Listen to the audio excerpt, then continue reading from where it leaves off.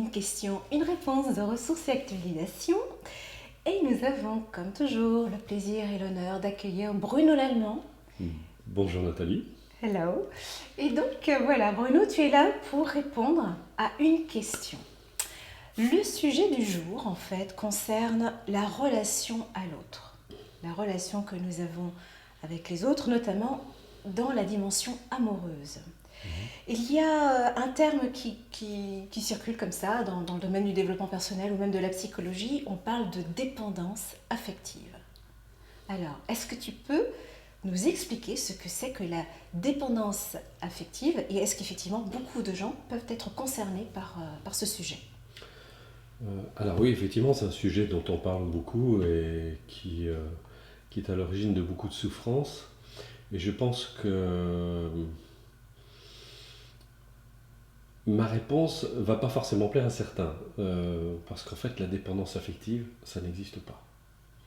Ça n'existe pas pour la simple et bonne raison que, il n'y a pas très longtemps d'ailleurs, j'ai eu un échange téléphonique avec une personne qui me parlait de ça, qui me disait, voilà, je suis dépendant affectif. Je lui ai dit, les dépendants affectifs, ça n'existe pas. Et il me dit, mais je ne comprends pas. Et je lui dis, je vous explique. C'est très très simple à comprendre. Vous êtes quelqu'un qui a soif, mais qui est devant un robinet qui est fermé. C'est-à-dire que vous n'allez pas au bon endroit avec les bonnes personnes. Et en réalité, ce qu'on appelle la dépendance affective, c'est qu'il faut bien comprendre, c'est qu'on a tous des besoins affectifs. Quand on a soif, si on boit selon ses besoins, on n'éprouve pas le sentiment de soif. Si on a faim et qu'on mange à satiété, on n'éprouve pas, sauf évidemment, justement, pour d'autres raisons, mais de manière générale, si on mange à sa faim, on n'éprouve pas de manque. Si on a une vie affective satisfaisante, qui nous comble sur le plan affectif, on n'éprouve pas de manque. Alors qu'est-ce qui se passe et qu'est-ce que c'est exactement ? Pourquoi on parle de dépendance affective ? En fait, c'est pas une réelle dépendance affective, c'est que on va voir derrière toutes ces personnes, ce sont des personnes qui ont une très mauvaise estime d'eux-mêmes et qui vont, parce qu'ils pensent ne pas mériter de recevoir d'amour, eh bien, ils vont se retrouver avec des personnes peu nourricières, c'est-à-dire qu'ils ne vont pas donner, en tout cas, qui, même si elles donnent le sentiment parfois de donner, elles vont être toujours dans cet état de manque parce que leurs besoins affectifs ne sont pas comblés. Donc elles sont toujours, comme une personne qui a soif en fait, eh ben, comme elle n'arrive pas à étancher sa soif, eh bien, elle a toujours soif. Elle a toujours ce sentiment de soif. De la même manière qu'une personne qui n'est pas comblée sur le plan affectif, eh bien, va toujours éprouver ce sentiment de manque, parce qu'il y a quelque chose qui lui manque. Et ce manque vient d'une culpabilité très forte qui va faire qu'elle va s'interdire en fait de recevoir de l'amour, de l'affection, et donc elle va toujours être avec les mauvaises personnes, aux mauvais endroits, ce qui fait qu'elle n'arrivera jamais à combler et à satisfaire. Le jour où elle accepte de recevoir, où elle accepte d'être aimée, où elle commence à reconnaître ce besoin comme étant parfaitement légitime, eh bien les choses commencent à changer. Là, elle commence à s'octroyer, à s'accorder, et elle va commencer à rencontrer les bonnes personnes avec qui elle va se sentir satisfaite. Où elle va combler. Et c'est très intéressant de savoir que ce besoin est vraiment inhérent à la nature humaine. On sait très bien que si on laisse un enfant sans être touché dans les 6 premiers mois de sa vie, il meurt. Donc c'est un besoin aussi naturel que le besoin de boire. Le fait d'avoir de l'amour, en fait. Bien sûr. Ça participe à notre équilibre psychologique. Donc c'est un mécanisme complètement inconscient.